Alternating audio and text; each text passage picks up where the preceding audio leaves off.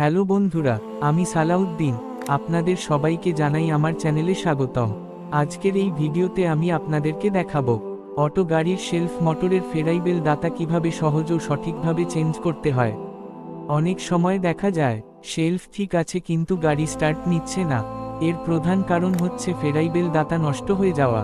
এই ভিডিওটা পুরো দেখলে আপনি নিজেই বুঝতে পারবেন কোন দাতা নষ্ট, কিভাবে খুলতে হয়, আর নতুন দাতা কিভাবে ঠিকভাবে বসাতে হয়, সবকিছু স্টেপ বাই স্টেপ।